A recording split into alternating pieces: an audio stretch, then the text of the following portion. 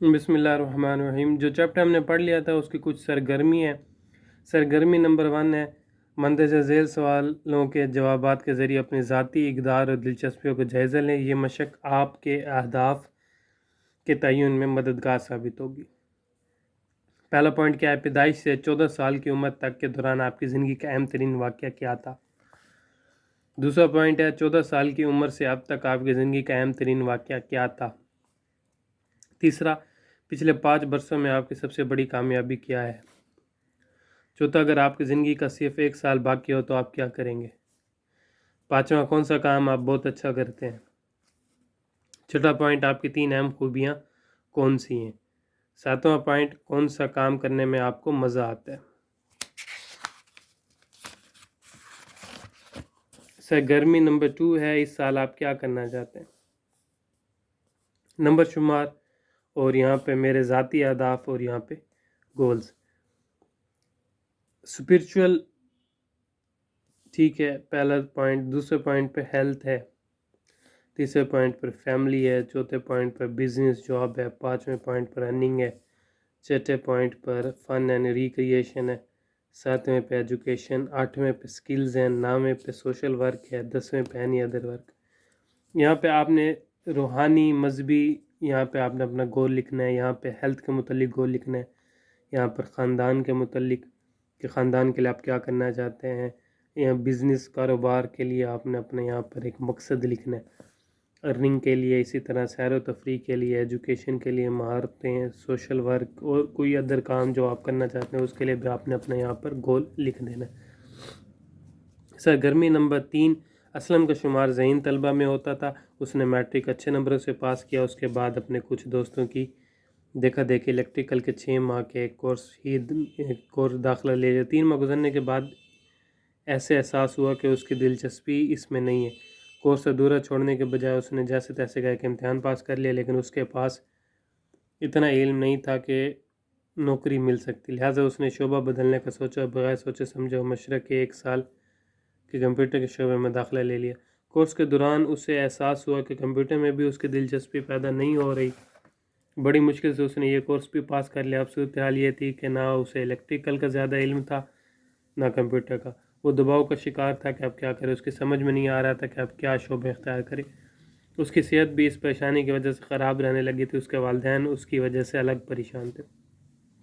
سوال، اسلم ذہین ہونے کے باوجود عملی زندگی میں کامیاب نہیں ہو پا رہا تھا، یہ کلاس میں ڈسکشن ہونی چاہیے اس کی۔ سرگرمی نمبر 4، نعیم ایک اوسط درجے کا مطلب ایوریج درجے کا ایک طالب علم تھا۔ 2nd ڈویژن میں میٹرک اس نے کیا۔ اس کے بعد اس نے اپنے والدین سے اپنے مستقبل کے بارے میں مشورہ کیا۔ انہوں نے اس بھرپور رہنمائی کی اور اس کے ساتھ بیٹھ کر اس کے رجحان کے بارے میں اس سے گفتگو کی۔ اس کے بعد وہ اس نتیجے پر پہنچے کہ اس کو موٹر میکینک کے شعبے کی تعلیم حاصل کرنی چاہیے۔ اس نے داخلہ لیا اور بڑی توجہ کے ساتھ علم حاصل کیا۔ اچھے نمبر سے پاس ہونے کے بعد آج وہ ایک اچھی آٹو کمپنی میں میکینک کے طور پر کام کر رہا ہے اور خوش زندگی گزار رہا ہے۔ نعیم کی کامیابی کا راز، یہ بھی آپ نے کلاس میں ڈسکشن کرنا ہے۔ اب 2 آپ کے پاس صورتحال تھی، ایک وہ تھا کہ جس نے سوچے سمجھے بغیر کام شروع کیا اور وہ کورس مکمل کرنے کے بعد بھی ناکام رہا، اور ایک یہ نعیم تھا۔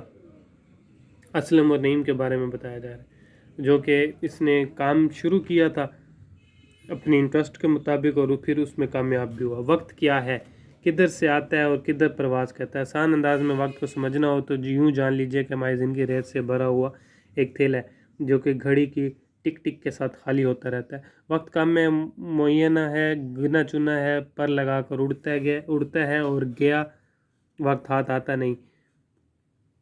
ہم لوگ وقت کو سنبھالنے کی کوشش میں لگے رہتے ہیں اور کبھی کامیاب نہیں ہو پاتے، کیونکہ وقت کو سنبھالنا ناممکن ہے۔ 24 گھنٹے اتنی دیر میں ہی بیتیں گے، تاہم اپنے آپ کو تیار کرنا ممکن ہے۔ اور بہترین ٹائم مینجمنٹ یہ ہے کہ 24 گھنٹے کے دن میں ہی سے 30 گھنٹے کا کام نکالا جائے۔ یہ سچ ہے کہ ایک دن میں 24 گھنٹے ہیں، لیکن ایسا کیوں ہوتا ہے کہ کچھ لوگ ایک دن میں ڈھیر سارے کام کر لیتے جبکہ کچھ لوگ اپنی تمام تر کوششوں کے باوجود کچھ نہیں کر پاتے؟ کامیاب لوگ اپنے وقت کا بہترین استعمال کرتے ہیں۔ اس کا آسان طریقہ یہ ہے کہ پہلے ایک ہفتے کے لیے دیکھیں کہ آپ کا وقت کن کاموں میں گزرتا ہے۔ اس کے لیے آپ اپنے روزانہ کے کاموں کو نیچے دیے ہوئے ہیں ٹائم ٹریکنگ فلو چارٹ پر ایک ہفتے کے لیے نوٹ کریں اور اس کو روزانہ کی بنیاد پر نوٹ کریں، اور اس ہفتے کے آخر میں اس کا تجزیہ کریں اور دیکھیں کہ وقت کن غیر ضروری کاموں میں صرف ہوا، اگر اگلے ہفتے کو پلان کریں اور وقت کو طے شدہ کاموں میں خرچ کریں، پھر دونوں ہفتوں کا موازنہ کریں۔ آپ کو خود ہی یہ احساس ہوگا کہ جو پلان کیا ہوا ہفتہ تھا اس کے اندر آپ نے وقت کا بہترین استعمال کیا۔ وقت کو طے شدہ پلان کے مطابق خرچ کریں اور کاموں کو ادھورا نہ چھوڑیں۔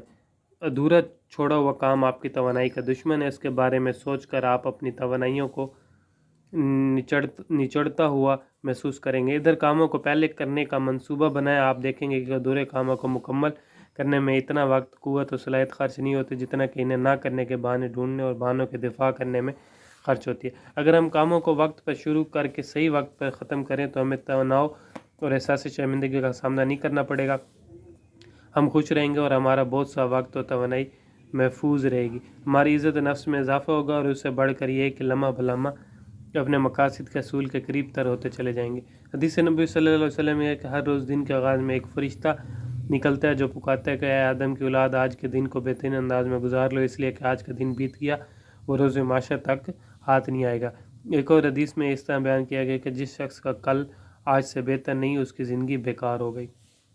ٹھیک ہے، یہاں پر آپ اپنا شیڈول بنانا ہے کہ آپ نے صبح سے لے کے شام تک کیا کیا کرنا ہے، Sunday, Monday, Tuesday, Wednesday, Thursday, Friday, Saturday, ساروں کا یہ ٹائمنگ دی ہوئی ہے۔ ٹھیک ہے، اس کے علاوہ نوٹ ہے ایک ہفتے کے لیے ہر روز ٹائم ٹریکنگ فلو چارٹ کو موجودہ مصروفیات کے مطابق پر کریں اور جانچیں کہ آپ کا وقت کن بے فائدہ کاموں میں ضائع ہو رہا ہے۔ اگلے ہفتے میں فائدہ مند سرگرمیوں کا اضافہ کریں، ہر روز ٹائم ٹریکنگ فلو چارٹ کو نئی مصروفیات کے مطابق پر کریں، دونوں ہفتوں کی مصروفیات کا موازنہ نہ کریں۔ ٹھیک ہے، آگے وہ نظم و ضبط ایک علیحدہ ٹاپک ہے، وہ ہم انشاءاللہ اگلی ویڈیو میں کریں گے۔ تب تک کے لیے اتنا ہی، خدا حافظ۔